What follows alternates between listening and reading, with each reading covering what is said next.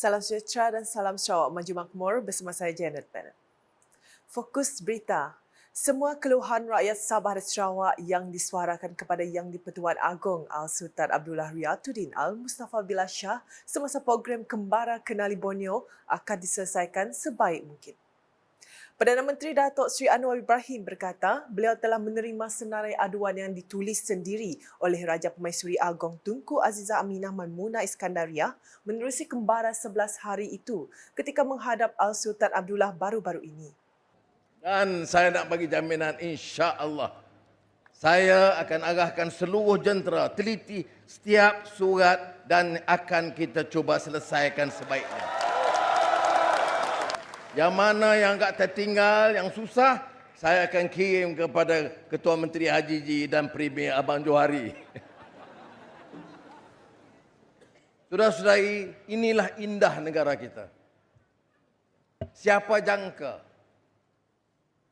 pada tahun 1963, 60 tahun yang lalu, bahawa yang terjelma ialah kasih sayang yang ditunjukkan oleh rakyat yang mengenepikan sentimen daerah atau kabilah atau suku kaum atau agama, tetapi tunjuk kasihnya kepada negara Malaysia yang tercinta.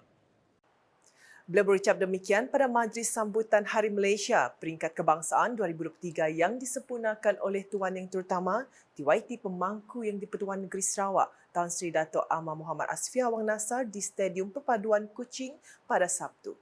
Turut hadir ialah isteri TYT Pemangku Yang di-Pertuan Negeri Sarawak Puan Sri Dato' Fatimah Muhammad Iskandar, isteri Perdana Menteri Datuk Sri Dr. Wan Azizah Dr. Wan Ismail, Premier Sarawak Datuk Petinggi Tan Sri Dr. Abang Abdul Rahman Zahari, Datuk Abang Openg serta isteri Puan Sri Dato' Ahmad Jumaani Tun Tuanku Bujang, Ketua Menteri Sabah Datuk Sri Panglima Haji Ji Nur serta isteri Datin Sri Panglima Julia Salak dan juga div-div kehormat lain. Dalam ucapan sama, Datuk Seri Anwar juga menzahirkan penghargaan kepada Kerajaan Gabungan Parti Sarawak GPS dan Gabungan Rakyat Sarawak GRS yang memberi kerjasama kuat untuk menjunjung titah Yang di-Pertuan Agong bagi mewujudkan kerajaan perpaduan. Beliau berkata hanya menerusi kerjasama utuh dalam kalangan komponen kerajaan perpaduan ini yang mampu membentuk satu keadaan politik yang stabil dan seterusnya menyatupadukan rakyat bagi mengangkat semula ekonomi negara. Sementara itu, Datuk Seri Anwar berkata, Sarawak berpotensi menjadi hub tapak pembangunan industri hijau, hidrogen dan beberapa aspek hiliran yang terhebat di rantau Asia. Jelasnya, Sarawak berjaya melangkah jauh daripada imejnya sewaktu Malaysia ditubuhkan 60 tahun dahulu untuk menjadi negeri paling progresif di negara ini dan berpotensi menjadi lebih maju lagi. Menurutnya, kesungguhan yang ditunjukkan Premier Sarawak Datuk Petinggi Tan Sri Abang Zohari untuk memajukan negeri ini menerusi beberapa inisiatif baru yang ternyata berkesan menyebabkan beliau telah diminta memberi pandangan dalam mesyuarat Jemaah Menteri Kerajaan Perpaduan di Wisma Bapak Malaysia Kuching pada petang Sabtu. Sebab itu, sebelum mesyuarat Jemaah Menteri tadi, bayangkan, kalau dulu kita datang bagi kuliah kepada pemimpin-pemimpin Sarawak. Hari ini, jam 2 petang tadi, saya minta Premier Abang Johari beri pandangan dan kuliah kepada Jemaah Menteri Persekutuan.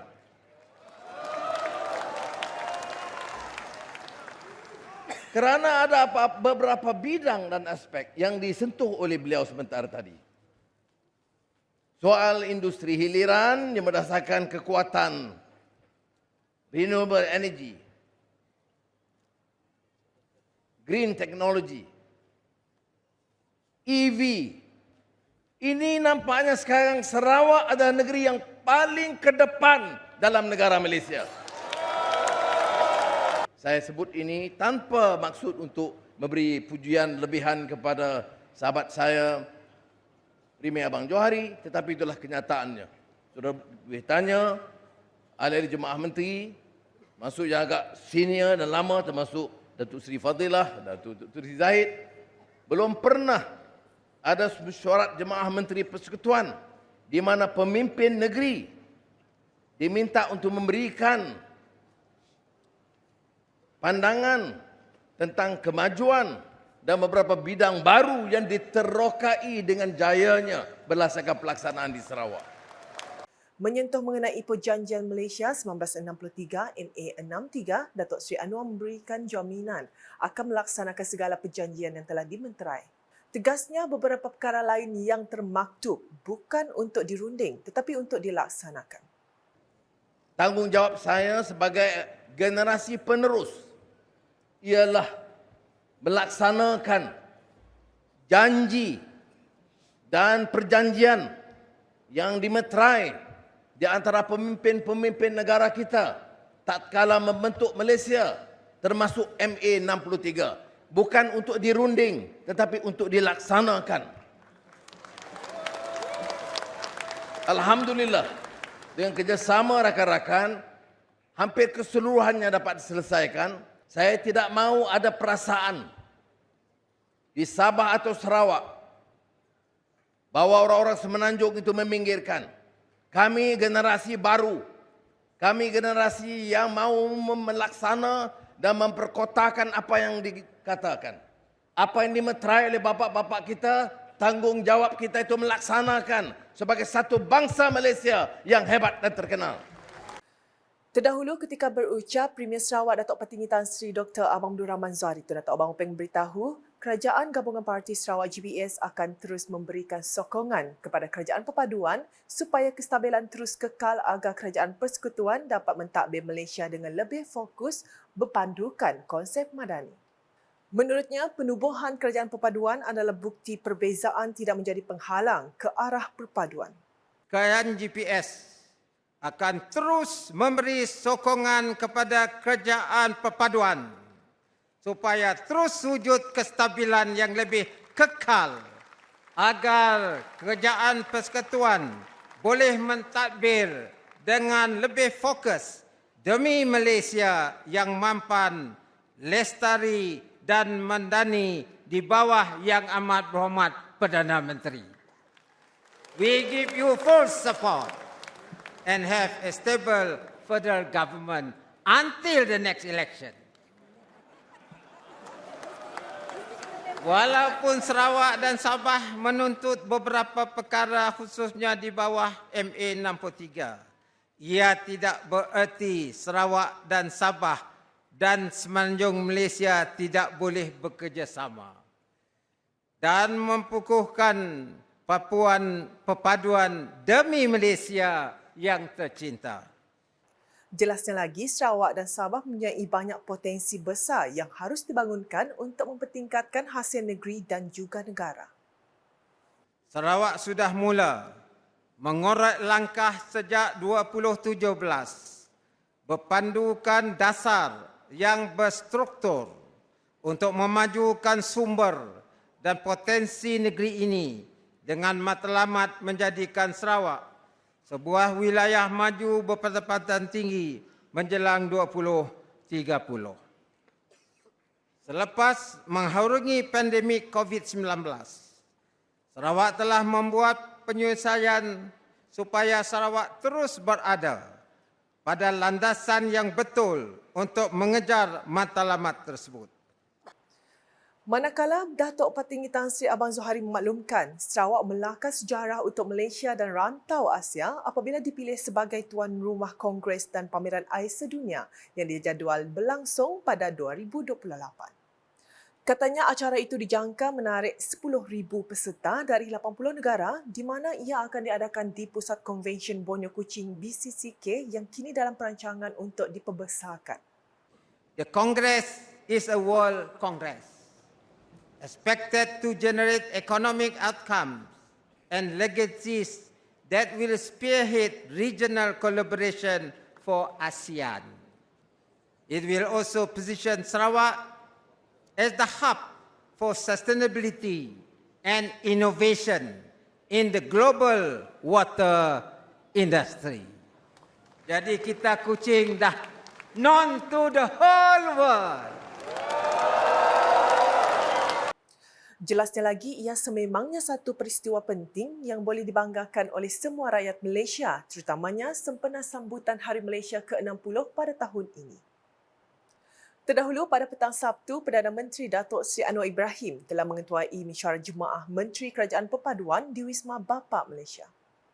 Turut hadir kedua-dua timbalan Perdana Menteri Datuk Patinggi Dr. Ahmad Zahid Hamidi dan Datuk Seri Fadilah Yusof, Barisan Menteri Persekutuan dan Ketua Setiausaha Negara Tan Sri Muhammad Zuki Ali. Mesyuarat itu bermula sekitar jam 2.15 petang dan berakhir hampir jam 6 petang. Terdahulu, Premier Sarawak Datuk Patinggi Tan Sri Abang Zohari berkesempatan bergambar bersama Perdana Menteri dan jemaah menteri yang lain sebelum mesyuarat bermula. Laporan seterusnya, Premier Sarawak Datuk Patinggi Tan Sri Abang Zohari menerima kunjungan hormat daripada Yang di-Pertuan Dewan Rakyat Tan Sri Datuk Johari Abdul di pejabatnya di Wisma Bapa Malaysia pada Sabtu. Kunjungan hormat kira-kira setengah jam itu adalah untuk membincangkan perkara berkaitan kelestarian alam sekitar termasuk usaha penggunaan tenaga boleh diperbaharui. Dalam pada itu, Tan Sri Datuk Johari menzahirkan rasa kagum kepada Datuk Patinggi Tan Sri Abang Zohari atas usaha beliau memacu pembangunan sumber tenaga boleh diperbaharui seperti tenaga solar, angin dan hidroelektrik demi sasaran karbon sifar bersih Sarawak. Paparan berikutnya, keperluan untuk menaik taraf Hospital Bintulu akan dibawa ke peringkat Kabinet Kerajaan Persekutuan supaya dapat diluluskan di peringkat pusat untuk penambahbaikan fasiliti dan perkhidmatan kesihatan. Menteri Kesihatan Dr. Zalihah Mustafa berkata, pihaknya juga telah meluluskan peruntukan RM300,000 untuk penambahbaikan fasiliti di hospital itu. Sudah tentunya adalah perkara-perkara yang kita boleh lakukan segera, ya? Dan ada juga perkara-perkara yang kita kena kaji, dan di antara perkara-perkara yang kita telah luluskan ialah berkaitan dengan projek-projek pembangunan kepada fasiliti, dan saya tadi telah meluluskan RM300,000 untuk penambahbaikan, ya, fasiliti di KK di Hospital Bintulu. Beliau berkata demikian ketika ditemui semasa mengadakan lawatan kerja di Klinik Kesihatan Bintulu pada Jumaat. Sementara itu, lawatan rasmi beliau adalah atas jemputan Menteri Pelancongan Seni dan Budaya, merangkap Ahli Parlimen Bintulu Datuk Seri Tiong King Sing. Antara fasiliti yang dilawati Dr. Zalihah bersama Datuk Seri Tiong dan pasukan KKM adalah beberapa fasiliti di Hospital Bintulu, Klinik Kesihatan Kidurong, Klinik Kesihatan Bintulu serta Pejabat Kesihatan Bahagian Bintulu.